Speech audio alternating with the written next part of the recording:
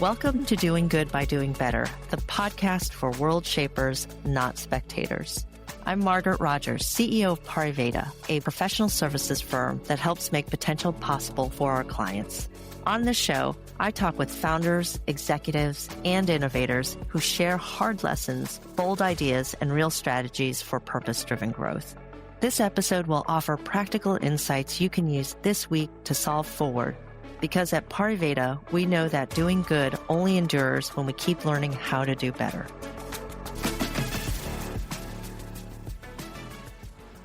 Hello, everybody. Welcome to the show today. Today, I have a special guest.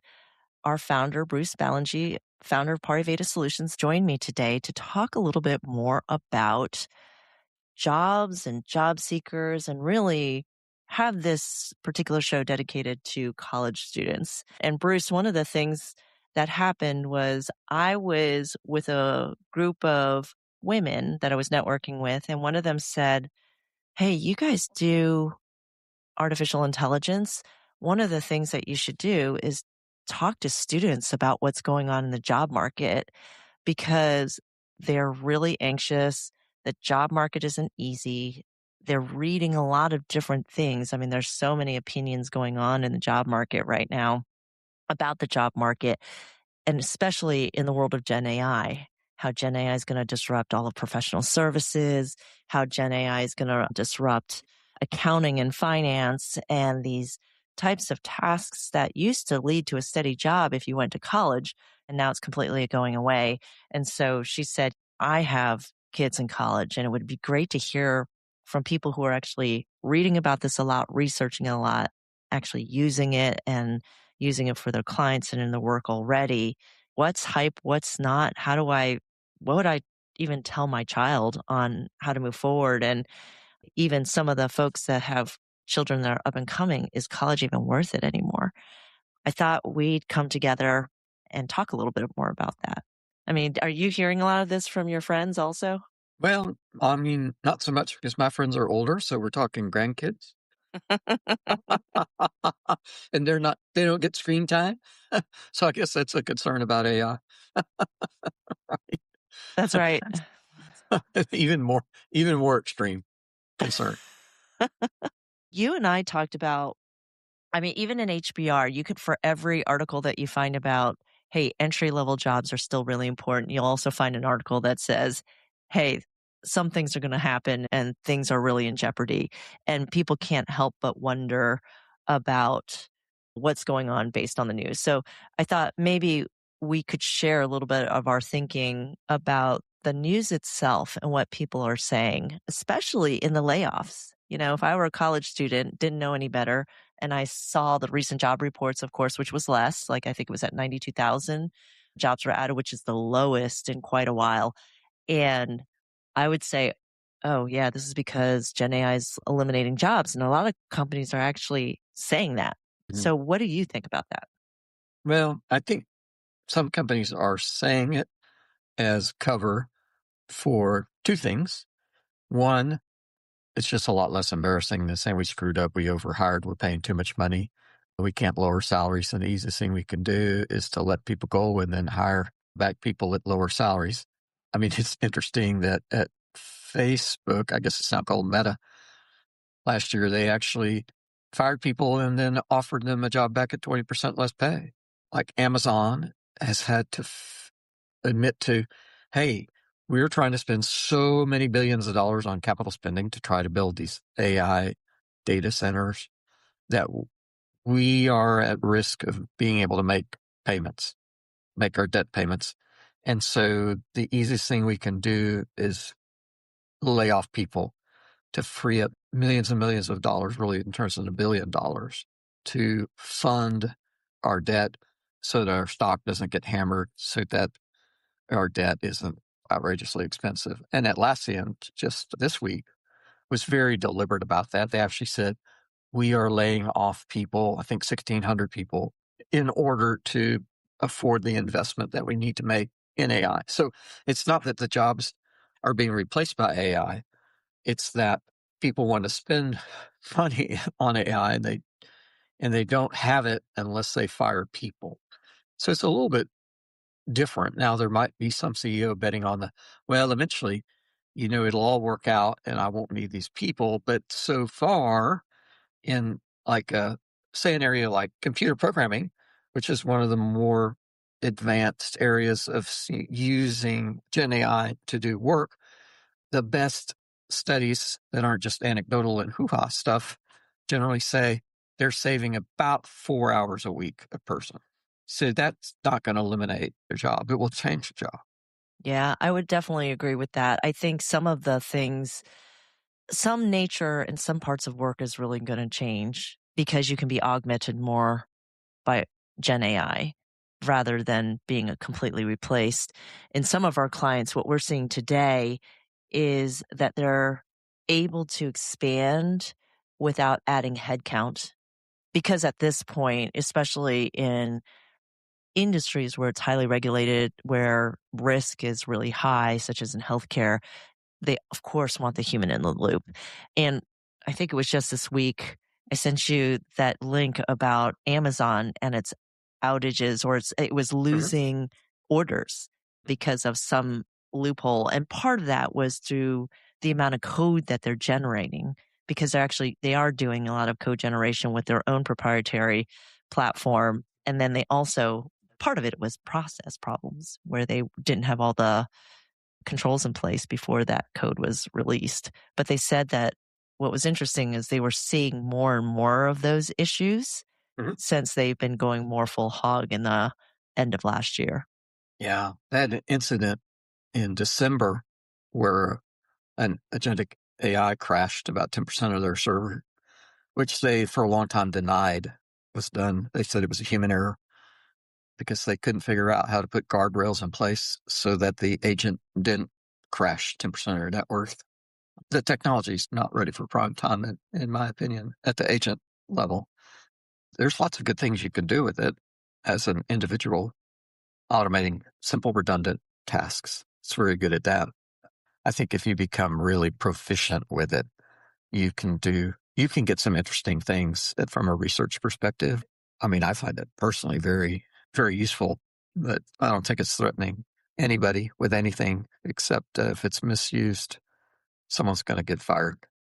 Yeah, we should talk about that. We could be assuming that everybody understands exactly how the technology works.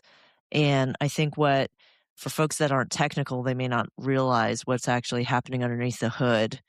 And when Mm-hmm. we think about like ChatGPT and these other large language models, I mean, large language models are, of course, exactly what it sounds like, right? There's a lot of data, a lot of information, and it is all about a model that is trying to predict the likelihood that the next word aligns with the previous word and so forth. And of course, there's additional layers on top of that in the more recent developments of this technology. But I don't know if people realize all of the time that I like to say these large language models are often compared to or spoken about like they are human some way, shape, or form. They'll say, oh, it's trying to please you. It's really not. It's really trying to get to the next word because mathematically that's what it's trying to do. What other things have you heard that you think might mislead people on how to apply this tech?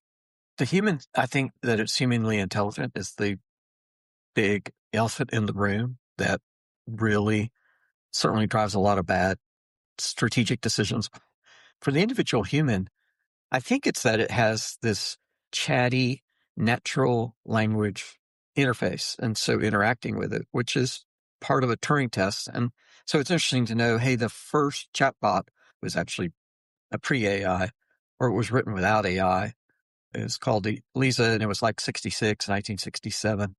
And the gentleman that tried to set it up was trying to set up to prove how bad it would be, especially for advising people about their psychological advice or therapy. So shortly after they released that, someone rewrote it in Lisp. So, so it became an AI chatbot in the 60s. And then it just kind of took off. And so it became ubiquitous. And it was so fascinating because even psychiatrists would be asked about it. Oh, it's fabulous. It's fabulous. And the key thing that it did, which is such a great attribute when you think about it from an empathy perspective, is when someone would be telling it what its story was and issue was, it would frequently come back and say, "Tell me more." Or I Instead, know what you mean. You're right. yeah, it would say those kinds of things. Now, that was not AI, right? That was just hard-coded in a nested if statement. It was huge, and of course, now it's faster than that, and we can train. And now we train those chatbots to basically try to establish a tighter connection with people, even though it's not intelligent, even though it's not human, even it has no understanding of meaning, it has no values, right? Right. And none of that sort of stuff. But It has it's it kind has of artificial addictive. constraints. It really reminds me of social media. I remember I registered for Facebook and my cousin was nearby and she goes, "Welcome to the biggest time sink you'll ever have." And you can actually have ChatGPT do the same thing or any of these LLMs. I think people don't understand. To your point about it, it doesn't understand like a human, right? It's good at language, it's good at pattern matching, and it's wrong sometimes. And one of the things I think is also interesting is how many times it gives just blatantly wrong facts. And what's difficult for people is that the thing sounds confident because it's just making statements, right? So you're constantly questioning yourself and you have to deep dive. But if you take it at face value, there's a decent chance that there's something in there that's not right. It is so true. The more you know about a domain space, a problem area, the more effectively you can use the tool. But if you just don't know and it's not easy to check, it could be wrong. And I've encountered that where I didn't know the domain and there wasn't any way I could test it. So I tested it out on humans that knew the domain and they immediately told me it was wrong, which they told me I was wrong, actually. Right? Because I was saying what ChatGPT said. They're like, "Oh, you're wrong." I thought, "Oh, well, live and learn. Should have known." You and I both probably share a pretty similar opinion that when people say, "Oh my gosh, total utter annihilation about jobs and people coming out of college aren't going to be able to find jobs." You and I have a very different perspective on that. One, how fast jobs are going to be eliminated with this particular technology, and also whether entry level jobs should be eliminated. Yeah. How fast do you think, if you look at Anthropic or some of the, of course, other big players, Gemini, Microsoft, they'll talk about, oh, yeah, we're going to be getting rid of lots of different types of jobs. So let's first talk about entry level jobs and why we don't think that entry level jobs are going away, nor should they go away. I think it depends. They can go away in some places because I feel like here's the thing to think about. It's like, what is an entry level job? So in many organizations, an entry level job is not an apprentice to journeyman to mastery job. There are a lot of places where that would be true, like a scientist, a business analyst, finance, like what's the path to become a chief financial officer at a company, or what's the path to become a business strategist, or what's the path to become, the head of a marketing department, to really know your domain and be in charge of a function at a very large organization. And so that's how that happens. And it doesn't happen any other way. But there's a lot of entry level jobs that are defined differently. It's like, well, this just needs a 4-year college degree or an associate degree or GED or high school. And it's a simple, highly repetitive task that if we could figure out how to automate it away, we would, but we haven't. And so we have people doing it. So there are a lot of entry level jobs like that. Well, those are kind of good candidates theoretically for a lot of the things that Gen AI could do. We talk But about that with those aren't entry level jobs. In my mind, those are not entry level jobs. Those are super simple jobs that have been historically hard to automate, some of which can be automated now with Gen AI. Some. a little Yeah. bit.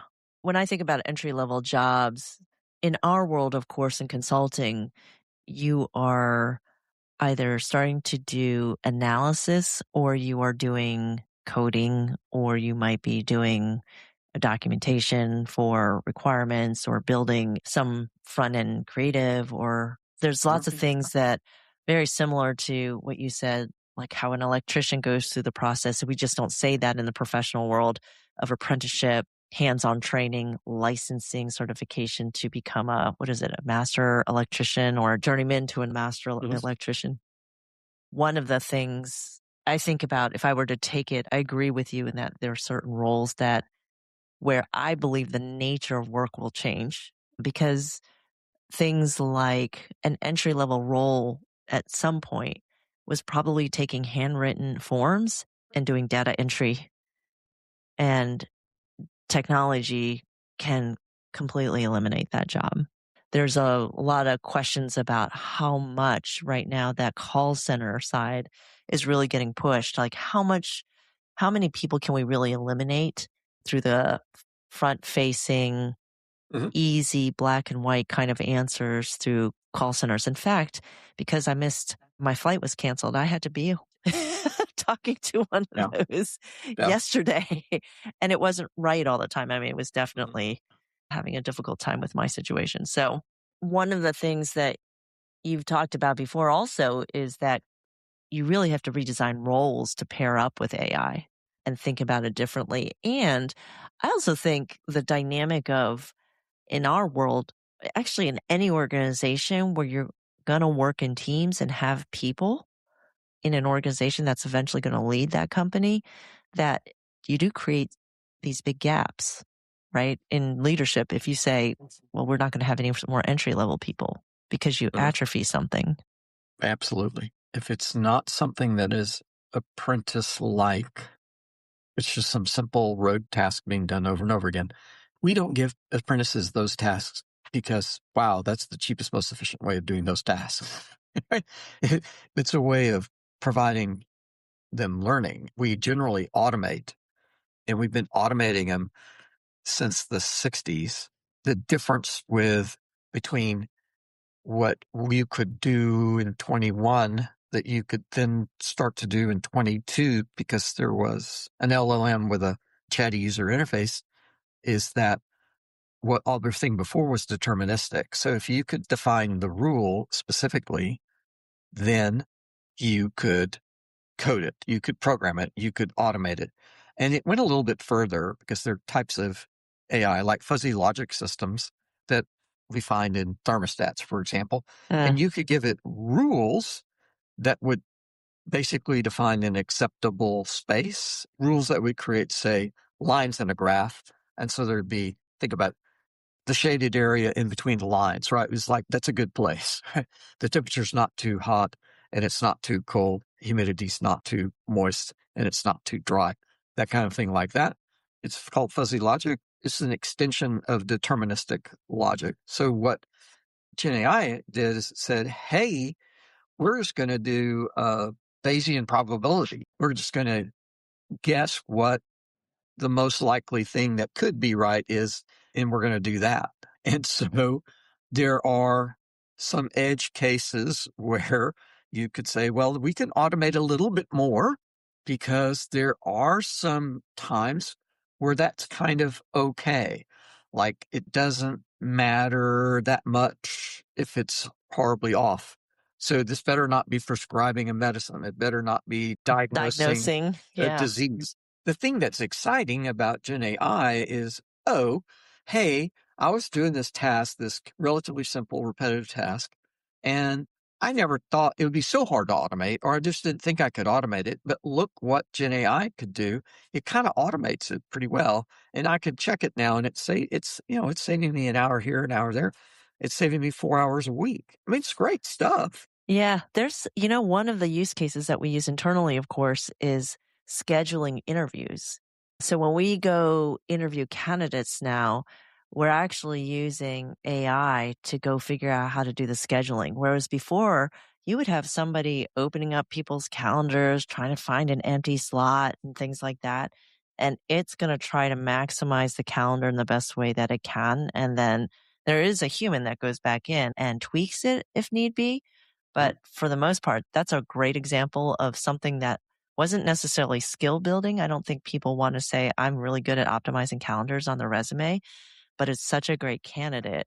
And one of the things that we should talk about also is agentic, because there are interesting proposals for business models right now where they talk about, hey, you're going to have a agentic AI PM or an agentic AI documenter. But all of these things will be farmed out in different parts and parcels to agentic.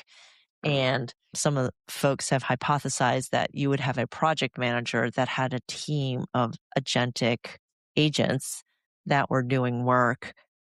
And maybe one of them is the PowerPoint presenter creator. And another one was the quality assurance within the, I don't know, requirements gathering or things like that. I've often pondered about what that would do to talent development in general. In our business, especially, we know we're trying to build leaders, right? So leaders leading agentic agents isn't necessarily doing the thing that we want them to be able to do or have the opportunity to be able to do. But I wanted to get your thoughts on this idea of people leading agents. The way I'd come back to that is people will never lead agents unless we also eviscerate the definition of leader. And it goes back to Gen AI, artificial intelligence, none of it is human. And so you can't lead something that, in human, it goes that, sure, you can lead a horse, you can lead a dog, you can lead a cat.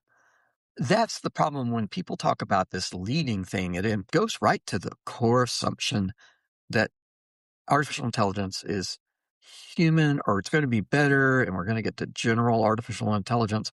And that's just false. And there's words like hallucination. That's like that too. They say, oh, it had an error. Oh, it hallucinated. No, it didn't. It got into the probability distribution. It was find the next word. And it's obviously just bonkers because it picked a word that was, bizarre. And it's like, if you want to control that, at the model level, you can increase you can adjust the temperature, yeah, That's so what they're that doing all the time. it Yeah. just picks the straight and narrow thing. But then it gets very boring, right? It's going to give you the same answer every time. It's like, well, that's not very useful, right? I'm back to a deterministic system. Yeah, you can gin back the probability so that you get virtually a deterministic system and you gain nothing, right? So that's my way I think about the leader thing. It's a tool. And so can a manager use multiple tools? In software development, most people use 12 tools a day. Okay, so maybe now they're going to use, I don't know, they use 3 agents or 1 agent, or they can use 27 agents. It sounds like that won't work.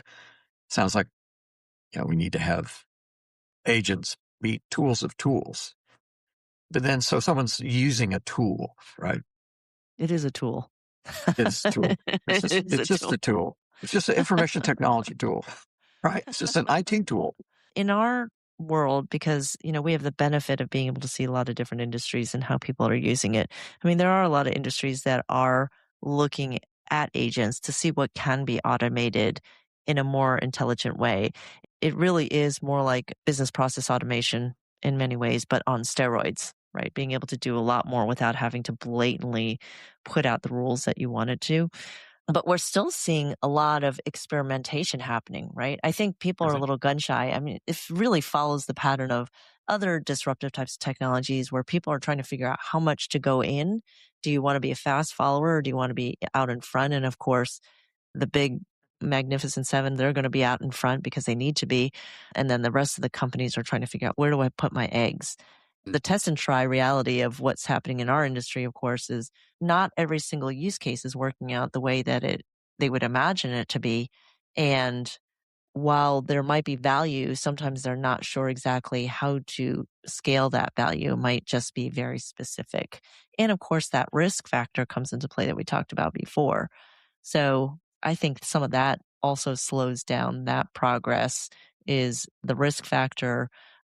And I mean, we didn't even talk about the regulation side of the house, how at least in our world in the US, we're very slow to regulate anything of the sort, which has some pretty significant consequences. It's almost like Mhm. do and ask for forgiveness later. The best example is the Pentagon fighting Anthropic over whether or not they can use Anthropic tools to spy on U.S. citizens and set up autonomous killing machines on the battlefield, right? Mhm. And now Anthropic's suing. So it'll be very interesting to see how that plays out. That's going to be in the absence of regulation, in the absence of standards in the U.S., that could be definitive. Obviously, I'm sure it's going to take years before it goes to court or anything. So, Yeah. The other parallel that I was thinking about, there are companies out there right now, and I'm going to be somewhat politically correct here in that I won't name names, but if you've been reading the news, you probably know who they are, where they've talked about, they've out tens of thousands of agents and put it out proudly saying that this is another kind of workforce. And in my mind, I keep thinking, golly, the parallel I see is back when microservices came out and things got really teeny tiny microservices. So you make these little teeny tiny jobs that are abstracted out into these containers and they almost overdid it, right? Because this was the thing. This was the thing that they were trying to price on or push in technology and thought it was going to be very forward looking in that for portability and whatnot. And it ended up not working. It ended up mhm, being like too much of a good thing, I guess you could say, or mhm. some might say it a different way. And I kind of see this overhype on the agentic AI side in the same boat. What do you think about that? I agree completely. It's just a fascinating question of how soon will it unravel? When does it get so big and obvious that it creates a major problem? On the other hand, as long as there's human in the loop, it'll work. But there was one point in the Cold War where our systems thought that we were under a nuclear attack from Russia, and we were preparing to go to nuke them back. And one human questioned it and figured it out and stopped it all. It's been written about. It's not widely, we don't talk about it a lot. I guess it's kind of embarrassing and scary. That's an example. So we don't even need AI. Automation has its limits, right? We don't have to have artificial intelligence to get us into trouble. But I do think if people overuse it without understanding it, it's very likely that people will get into trouble faster. At the corporate level, there's quite a bit of evidence that it's harming individuals in multiple ways already. People are overusing it as an individual person, and it's harming them. But this would be at a more institutional level where it kicked in. Yeah, I think for sure there are some almost hard to believe, but that are true, of course, of this technology right now harming mental health Hmm. because people are using it as a false satisfier to companionship and to support, mental support. And of course, going back to what we said of how this technology works, it's going to find the next thing that is likely in your sentence structure match based on earlier patterns. And it's going to feel and be perceived as agreeable and supportive. But we can see some pretty dangerous things. The first, I think it was last year where it came out, and there's been many more of these, unfortunately, where a student committed suicide because of what it was able to get out of Gen AI. And same thing with some of in terms of convincing somebody that the machine was actually a human or was sentient in some way, shape, or form. And I think that I was able to get it to tell me that it was somewhat human in about 3 or 4 prompts. I wanted to try it. I wanted to see what it would Hmm. do. And I got there pretty fast, pretty quickly. And Hmm. that's a little bit terrifying. Yeah, it's scary. Yeah. Yeah. On the flip side of that, though, kind of probably bringing it more on point to our topic, one of the things that we talk about is critical thinking and how Gen AI in education is hard for educational institutes to really regulate and control Gen AI. And so, but that's not necessarily the answer. We know it has to be there. And nowadays, actually, when you interview for jobs, they want to know if you're using Gen AI. I mean, we want to know how people are using it. Obviously, we don't want them using it while they're interviewing with us. No to anybody who's thinking about interviewing with us. But in general, we think about how is Gen AI going to impact critical thinking? And like you said, there are some papers out there right now that puts this into question, right? Were controlled studies where critical thinking in humans deteriorates. There's no studies where it improves. One of the things I think was interesting, a college student, and he'll tell me, oh, yeah, in this class, I got this guidance that my paper can't be more than 20% AI. And my high school students were very much in the same boat, only they use the AI checkers, but now there are tools to counter that and counter that. And, so now that you've got technology fighting each other, we see that, of course, in some of our space as well. From a interview perspective, people interviewing with us and will realize that they are using some sort of AI augmentation during their interview. And so students know that AI can do their homework. Professors know that they can do their homework.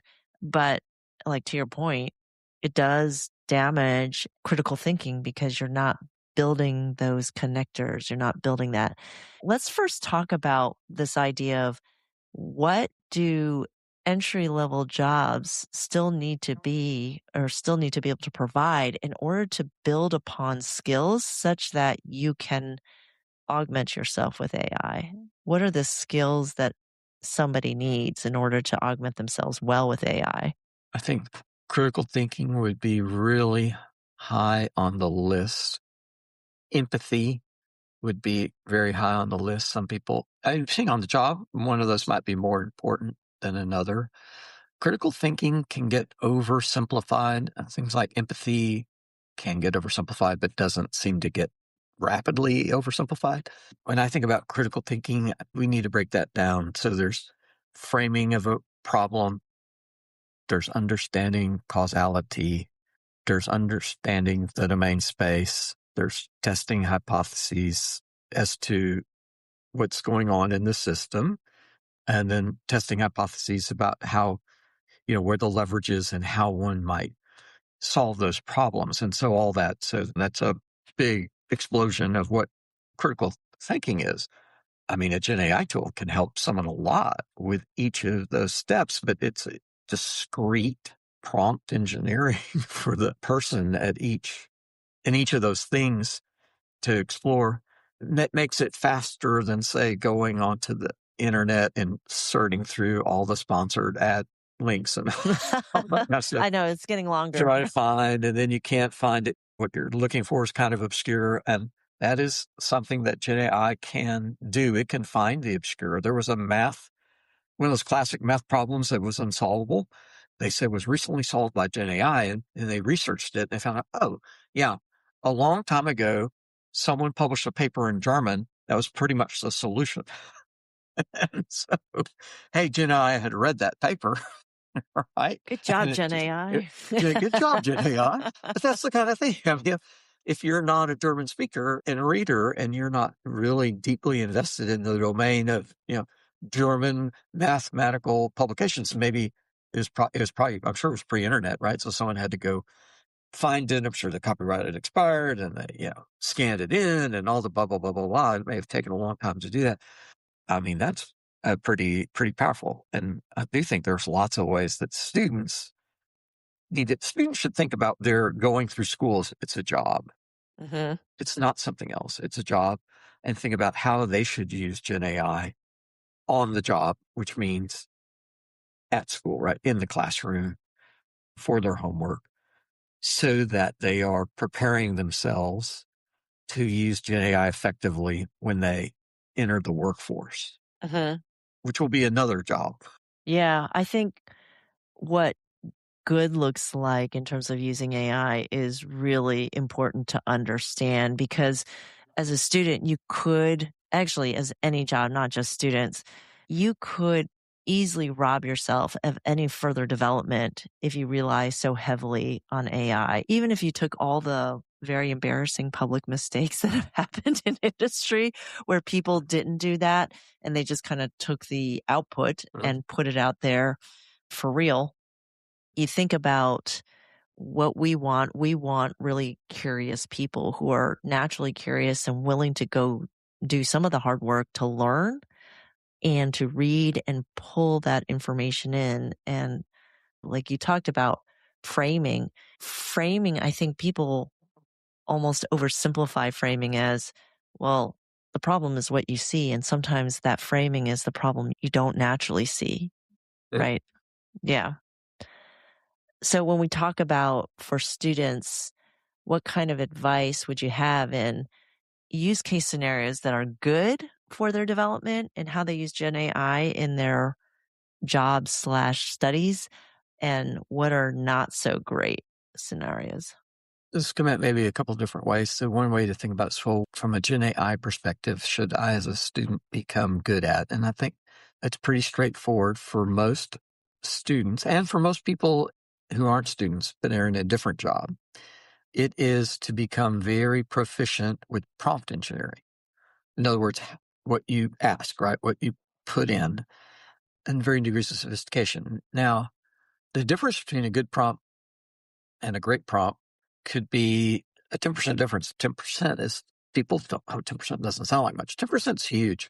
There are other things that are more important, like, well, the model, the training of the LLM and all that kind of stuff. But if you're not going to be an AI researcher or you're not going to be an AI modeler, then are you going to have a class where you could do that? So some students will be in classes where they are studying that and can do that. But for just every student, prompt engineering is accessible. And even for those students who are in those classes, it doesn't get them out of needing to become proficient prompt engineers. And then, so it's like, then what? And I think it kind of depends on the class and the coursework and what's being asked. But one thing that I've heard about profs complaining about how AI is making it so hard for them to do their work is like professors who use cases in their classes. And they said, it used to be I'd have this 20-page case and I'd ask the students to read it. And now they, and report back what the deal is. And we have a discussion. Well, okay. And now they just load it into Gen AI and presto, right? 10, 15 seconds, they get a summary. And I'm like, okay. So if you're a student and you said, I don't want to do that, can I really operate at a disadvantage of I'm going to continue to read the case, studiously read it, and build my own summary when everyone else is going to be doing it so fast? And my answer is, well, I'm not recommending that. What I think the approach to do as a student in a case class would be, hey, I'm going to read it and I'm going to run the AI. And what I know about LLMs is that it doesn't understand meaning. It's going to struggle with context. It will miss any nuance. And a good case has nuance in it. Not all cases are good cases. We'll go ahead, right? Not all cases are good cases, but good cases have nuance. And so this AI summary is going to miss that. So I need to read it. Okay. Well, now you're saying, well, now I'm doing, an hour of reading or 2 hours reading and 5 minutes of prompt engineering. I'm like, it's a long explanation, but put the two together. Then you put the two together and say, okay, what nuance did the AI miss? What did it not understand? And so there now you have a differentiated answer to bring to class. You have a differentiated discussion to have, but you can go one step further, which is, remember what I said about prompt engineering? Then you go like, I wonder if I can improve my prompt such that I could get it to capture the nuance, or I could give it the meaning that I see, and it would now give me a better summary, a better output. And that answer is, it can absolutely do that. Yeah. And so now, like I say, you're cooking with gas. Now you're setting the standard of performance in your case class, right? That's how I think about that. You talked about prompt engineering, and of course, lately people talk about context engineering. Hey, give significant amounts of context in your prompts. I mean, these days, for anything really large that I'm doing, I'm actually editing my prompt completely in a Microsoft Word document Mhm. to figure out exactly what I want to say. And as an aside, one of the things I've started doing is eliminating any words that are unnecessary. Some of it is in my head. I think I might be saving energy. I think they Mhm. say we're wasting about gigawatts of power by saying, "Good morning." Oh, "How are please. you? Yeah, please, would you mind doing this thing?" Yeah. Doesn't care. So I try to take out all the fluff words, but Mhm. it is interesting, like 2 years ago, my prompts were learning and maybe at best a paragraph long or so. Mhm. Now they're up to a page and a half, Mhm. getting the set context in. And there's some very bad advice out there. I just read one that said, hey, here's how you get better outcomes from your prompts is you prompt from general to specific and you do it within 3 prompts. So they'll say something Mhm. like, great tips on gardening vegetables, tips on gardening vegetables in this time zone or in this part of the growing zone. I find myself really skeptical. I've never Yeah, tried it that way, but I find that I would think that would be more waste. I agree. It sounds like the automatic kind of response that those tools come back with, like, do you want to know this next and this next? And they'll try to be anticipating what you specifically want and go there. I do think there's interesting ways of using Gen AI to help with context switching. I mean, context setting or knowing, like, for example, the famous case of Johnson & Johnson, the Tylenol poisoning which they got right that time. Mhm. And there's cases about that. And I'm going back to this case metaphor. Well, let's talk about context. I mean, there's so many ways to take that, but one interesting context would be, hey, what other companies have faced a similar health crisis in their product and what did they do? Wow. Well, pre-internet, go to the library, talk to a reference librarian, pray, or do whatever it is that you do to get help, right? In the world of World Wide Web, query away, see what can happen. In the world of Gen AI, it's like, oh, I can do a prompt about that and I could get as specific as I want it or not. I don't have to do multiple iterations, right? Yeah. I might even start specific. And if I can't find stuff specific, I might even do the inverse of what you're saying, right?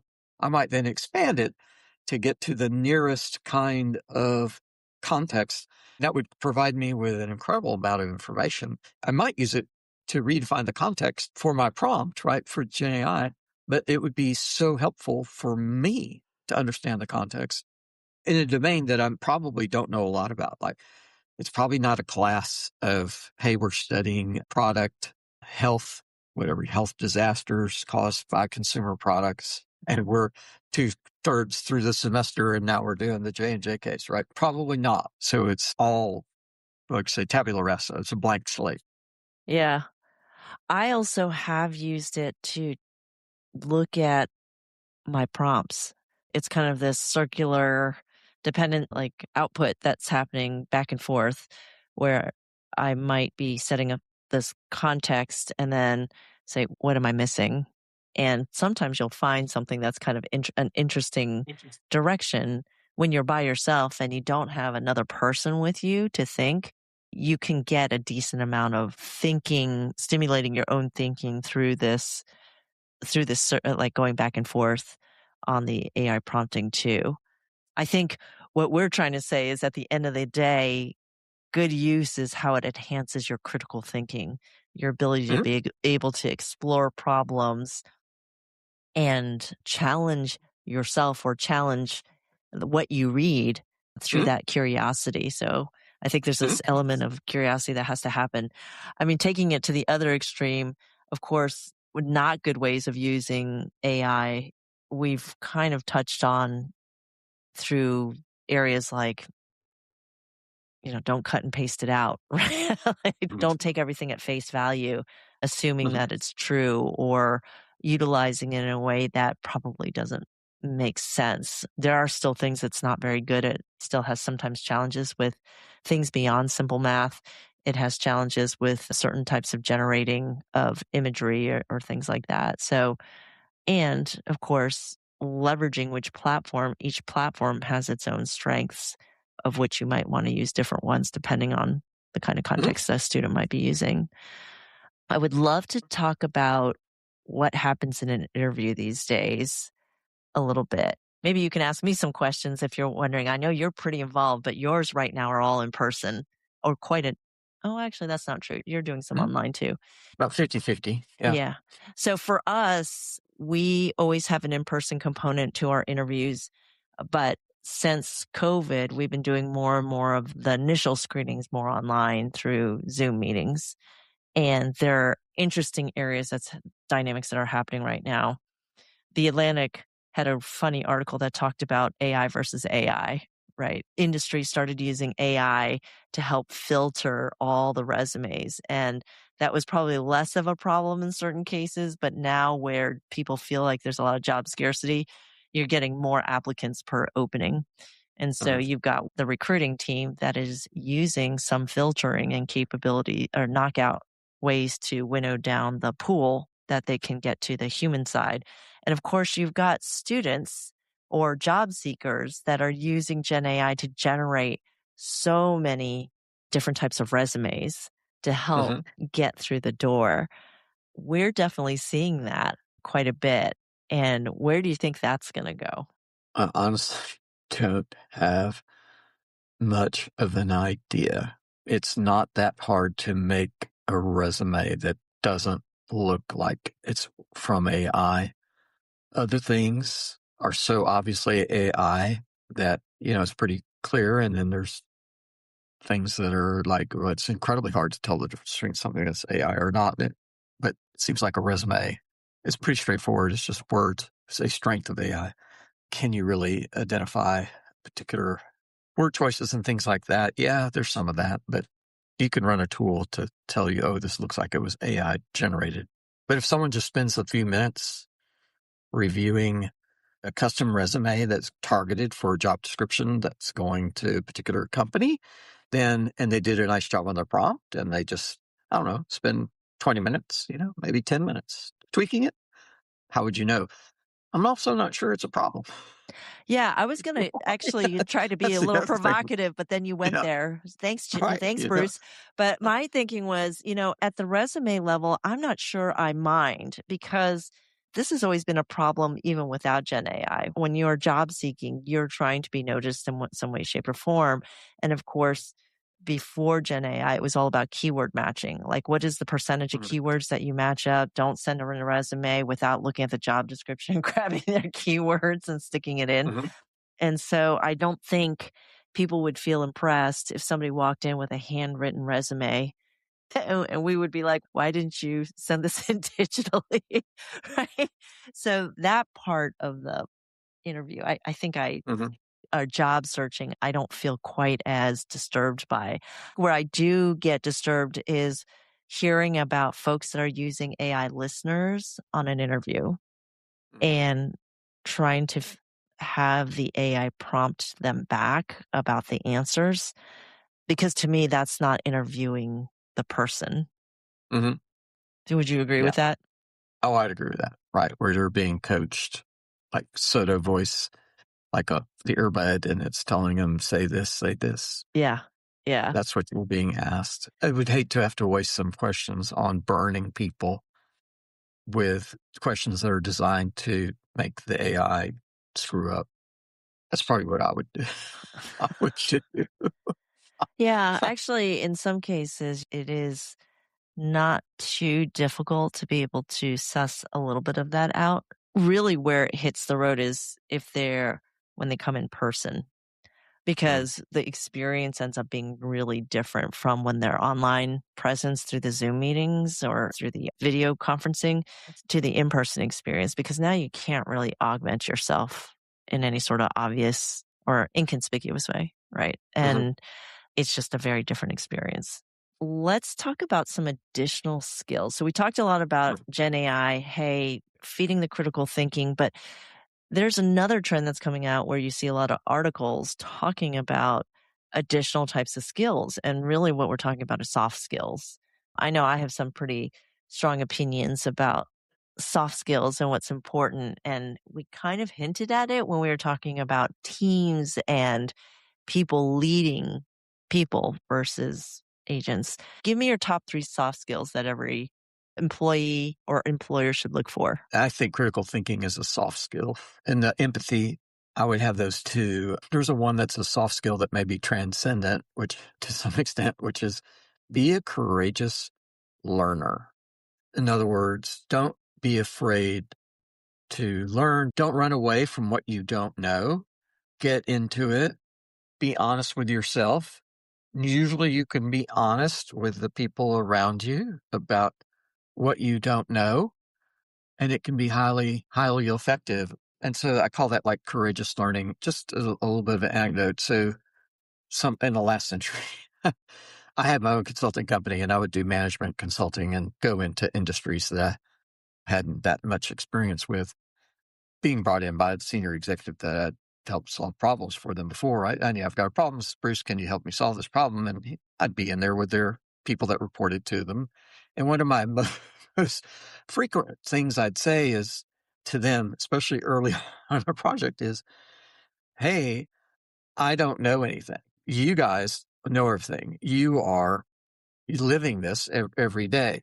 But because I don't know anything, let me just ask you some simple questions. And I would get feedback, from my people that I had engaged and said, well, they really came in and they challenged, like, what is he doing here? How does he says he doesn't know anything.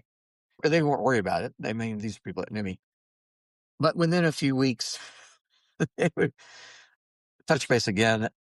And the same person would say, hey, Joe, who complained about you 3 weeks ago, he came to me and said today, I get it now. I see how he works. Now you can solve their problems, right? Cutting through, it's like cutting through all of the assumptions that people have, all of well, it's always been this way. That anomaly, that noise in the system is not just noise. It's actually an anomaly that means something. Right? And there's causality associated with it. See, I'm all getting into critical thinking, but that's this curiosity thing. You just have to be, I say courageous, but really you have to be humble about it. You just I was going to say, suck it up. yeah, there's a lot of humility in learning, I think, being real about what you do and don't know. I think some of the age-old sayings about communication, like being able to learn how to communicate well and communicate clearly, empathy helps support that communication and the communication style. But I think that both that the good old fashioned written and verbal kind of communications is not something to be short circuited. One of my big loves, of course, is EQ and continuing to build self awareness. And one of the things, especially more apparent today, is learning how to become resilient and adaptable. It is so critical. I do believe that change and the way that technology continues to evolve at a quicker and quicker pace, everyone's going to have to learn how to build the muscle and learning how to change in that as well. So one thing I was thinking about, as you said, learning in your college education you should think about it like a job. And often in resumes, you'll see credentials. And I wonder if credentials will mean will have the same weight in some cases because you don't know how they got there. In our world, we always talk about the how is just as important as the outcome. Like both have to be in good shape and good balance. And I wonder if credentials, people will start to question those a little bit more because the learning and the achievement might be obfuscated because of the fact you don't know how much AI is actually supporting that achievement. Credentials as in like a CV, or more like my Whatever I say, I know, that kind of thing.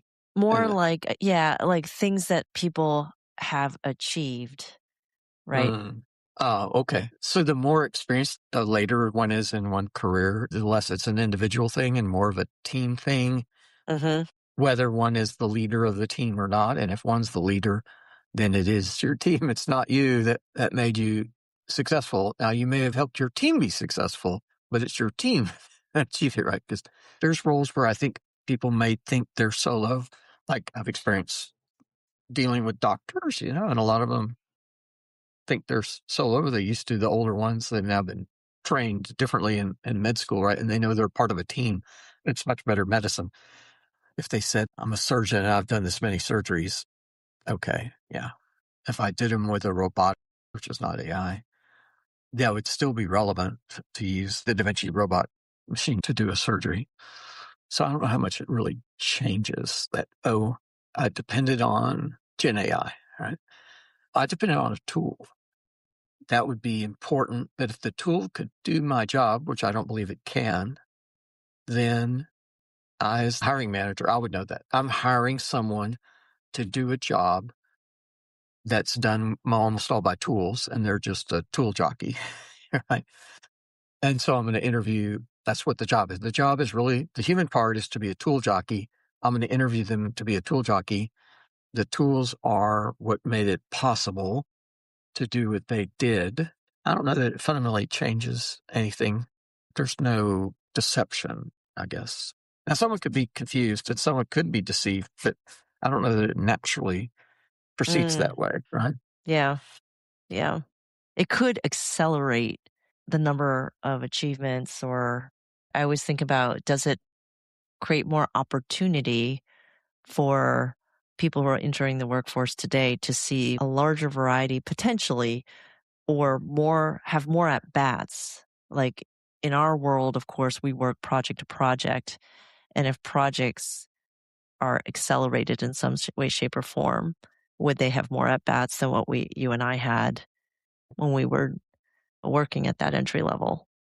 Maybe that could be really interesting.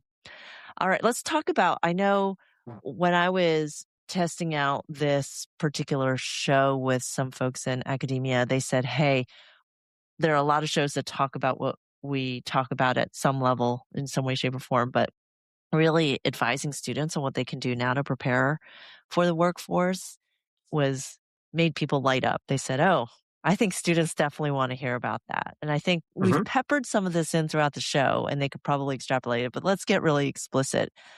If you had a to-do list as a student, what would be the to-do list that you would want students to have completed before they entered into the workforce? I would start with what we've talked about before. So it'd be becoming fluent. It'd be being fluent in AI, which to me starts with becoming a proficient prompt engineer, but also, and part and parcel of that is though also a good understanding of how Gen AI actually works or doesn't work. Or maybe it's both. It's a combination of both, and how you want to think about what those mean. I think that would be the first thing in the world of Gen AI.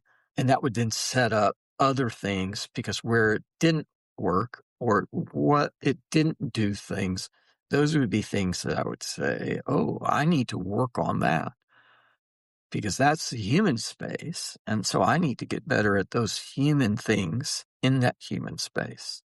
Communicating, right? Like empathy.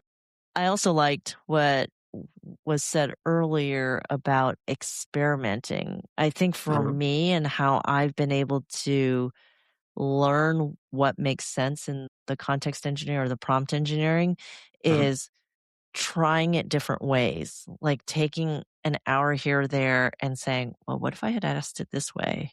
Or what if I Mhm. had asked it this way? Or what if I took this word out? And what does it matter? And seeing what the impact was helped me figure out better Mhm. habits in prompting. And so that going back to that, being able to have an hypothesis and then testing it in parts and changing parts so that you can learn how the technology or the tool will react, I think is something that every student needs to do. Yeah. Learning to learn and learning how one best learns. And the best ways to learn, like testing hypotheses, which are all forms of experimentation, really, when we get down to it, or just trying. I mean, so we just say, well, just try, right? Just try it a bunch of times until you see some success. Yeah. That's each one of those is an experiment. Yeah, and that leads me to don't use AI as a replacement for learning. I've continued to read and read and read and not rely on AI for all of my information. And I tend to be very skeptical anyway. So I like clicking on those little links that it gives me, and then I can dismiss the source if I think it's a terrible source, because it likes going into Reddit a lot, I've noticed. I also think students need to prioritize internships and experiential learning 100%. So the opportunity to be in case-based type of discussion classes that really push your thinking amongst your peers and with teachers, I think is huge. But prioritizing internships, because you need the on-the-job training and the different contexts to see how it's applied. We also talk about generalists overall. And I think there's lots of studies that talk about how folks that have broad understanding of lots of different things and actually adapt better into different jobs and scenarios and can see better patterns. I would also advise students to network. When I think about my college days, networking was not at the forefront. I was an engineer, so all my classes were taken up with lots of math and engineering. Nobody said, hey, go out and network. At least not in my classes, in my circles. I see more of that in students today, but probably there's still, your job is more likely to come from your network. Oh, yeah. That's true for my adult children. Most of them got their first job by networking and got their second job by network. Yeah. Yeah.